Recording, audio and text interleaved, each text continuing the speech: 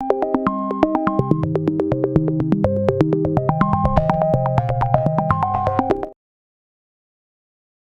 के इस वीडियो में आप लोगों को बताने वाली हूँ e commerce hand on exercise 1 का solution.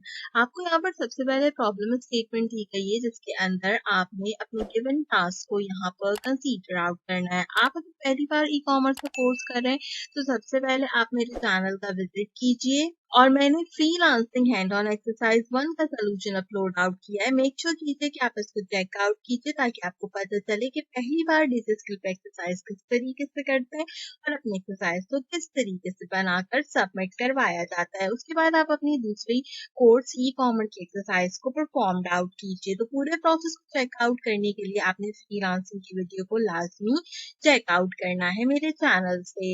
Back to the exercise चलते हैं। यहाँ पर अपने प्रॉब्लम स्टेटमेंट की बात करते हैं। तो कहते हैं you are required to perform the task given below. आपने जो टास्क आपको दिए गए हैं उनको यहाँ पे परफॉर्म करना है। तो सबसे पहला टास्क है हमारा लिस्ट एनी 5 की एलिमेंट ऑफ एससीओ।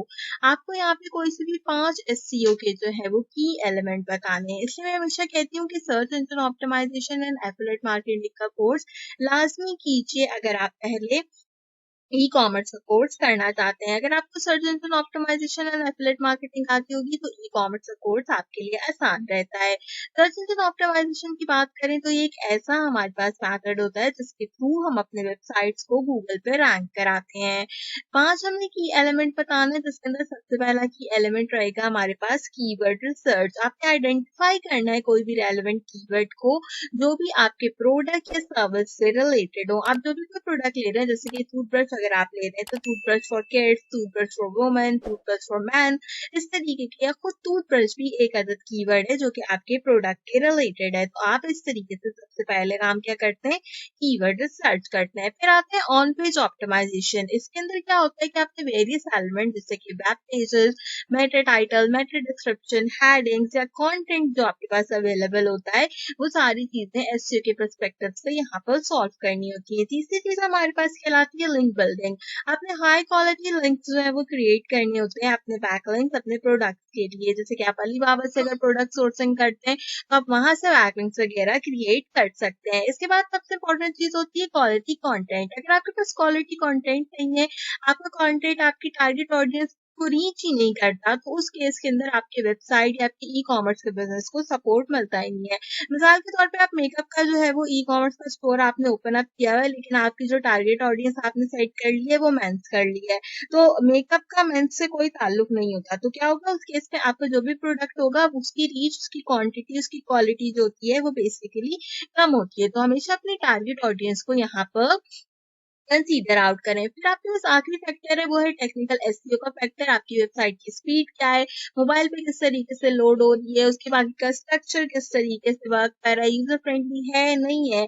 हम में से ज्यादातर लोग अगर आपने देखा हो तो ऐसे वेबसाइट प्रेफर करते हैं जो कि फॉरन से खुलती हैं, फॉरन से हमें रिजल्ट देती हैं। अगर कोई भी वेबसाइट हमारे पास 5 से 6 सेकंड तक नहीं खुलती है या 2 से 3 मिनट तक नहीं खुलती तो हम हमेशा उसको बैक कर देते हैं, दूसरे वेबसाइट्स को ओपन करना प्रेफर करते हैं। वो इसलिए होता है कि हमारी टेक्निकल एसईओ जो है वो वर्किंग नहीं कर रही होती। तो आपने भी इसी तरीके से एमएस वर्ड की एक फाइल बनानी है और उसमें अपने फैक्टर्स को मेंशन करना है। आपको कोर्स में फैक्टर्स पढ़ाए गए हैं, अगर आप कोई और फैक्टर लिखना चाहो तो आप कोई और फैक्टर भी यहाँ पर मेंशन आउट कर सकते हो। पहला टास्क कंप्लीट होता है, दूसरे टास्क की तरफ चलता है। पूछता है what is the difference between upsell and cross sell. Upsell और क्रॉस सेल के अंदर क्या डिफरेंस होता है। Upselling is the practice of encourage customer to purchase a comparable high-end product than the one in the question, while cross-selling invite customer to buy related or complementary item। तो basic मतलब बात ये है कि अगर जो है क्या कहते हैं हम अपसेलिंग की बात करें तो कोई भी कस्टमर अगर एक चीज लेने के लिए आए, मिसाल के तौर पर मेकअप की एग्जांपल को लेके चलते हैं कि कोई भी लेडी आपकी कॉमर्स स्टोर के ऊपर कोई कॉम्पैक्ट देखने के लिए आई है। अब कॉम्पैक्ट देखते देखते उसको कोई और लिपस्टिक भी अच्छी लगने लग गई, तो कॉम्पैक्ट के साथ अगर लिपस्टिक को बाय करती है तो वो क्या कहलाएगी, हमारी अपसेलिंग कहलाएगी। लेकिन अगर उस लेडी की रिक्वायरमेंट सिर्फ और सिर्फ पैक है और वो कॉम पैक लेके चले जाती है, तो हम वहाँ पे क्या कहेंगे कि ये सिर्फ हमारी क्रॉस सेलिंग हुई, इसमें हमारी कोई भी अप सेलिंग इंक्लूड नहीं हुई। तो आपका जो दूसरा टास्क होगा वो भी यहाँ पर कंप्लीट हो जाएगा। इसी तरीके से छोटे-छोटे आपके जवाब जो है वो प्रोवाइड आउट करने हैं। आगे के क्वेश्चन के आंसर बताने से पहले मेरी आपसे रिक्वेस्ट है कि अगर आपने अब तक मेरा फेसबुक का ग्रुप महक आलमगीर टीएसटीवी 2.0 बैच 07 को ज्वाइन आउट नहीं किया तो उसका लिंक डिस्क्रिप्शन में प्रोवाइड आउट करी हूँ। मेक श्योर कीजिए कि इस ग्रुप को लाजमी ज्वाइन कीजिए। ऑल एक्सरसाइज और इसका सॉल्यूशंस मैं आपको इस ग्रुप के अंदर प्रोवाइड आउट कर। बैक टू द एक्सरसाइज चलते हैं। यहाँ पर अपने आखिरी टास्क को चेकआउट करते हैं ताकि हमारा ई कॉमर्स का जो एक्सरसाइज 1 का सोल्यूशन है वो यहाँ पर कंप्लीट हो जाए। कहते हैं write down any 5 skill set which are important for e commerce business. E commerce business के लिए कोई भी ऐसे 5 स्किल सेट्स बताएं जो कि आपको लगता है कि इंपॉर्टेंट है। तो सबसे पहला हमारे पास स्किल सेट है कॉपी राइटिंग। मैंने लिखा है copywriting is an art of writing compiling interesting text that will convince people to buy your products. अगर आपने एक ऐसा प्रोडक्ट लगाया है जो कि दिखने में उसकी पिक्चर्स अच्छी नहीं है, ठीक है, लेकिन आपने बहुत अच्छे से उसकी डिस्क्रिप्शन लिखी है, अच्छे से उसका टाइटल लिखा है, अच्छे से उसको रैंक करवाया, अच्छे से उसकी डिस्क्रिप्शन में चीजें बताई हैं, अच्छे अच्छे इमेजेस लगाए हैं, तो उस केस में क्या होता है कि आपकी अब सेलिंग जो है वो ज्यादा से ज्यादा हो सकती है। देन मैंने यहाँ पे लिखा है good design can make all the difference, keep visitor on your site and drive sale. जैसे कि मैंने अभी अपसेल एंड क्रॉस सेल में एग्जांपल दी थी कि अगर लेडी कॉम्पैक्ट देखने आई है और आपकी वेबसाइट पे अच्छे डिजाइन है, अच्छी आपकी इमेजेस लगे हैं, देखते देखते उसको लिपस्टिक भी पसंद आती है, तो उससे क्या होगा कि आपकी सेल्स जो है वो ज्यादा होगी। वो उसी केस में होगी जब आपके प्रोडक्ट्स की यहाँ पर डिजाइनिंग अच्छी होगी, इमेजेस अच्छी तरीके से लगे होंगे, प्रॉपर लगे होंगे एंड प्रॉपर मेंशन होंगे। देन कहता है it should come as no surprise that social media marketing is one of the most important skill for any e commerce site owner today. आपने देखा होगा कि जितने भी बिजनेस हैं आजकल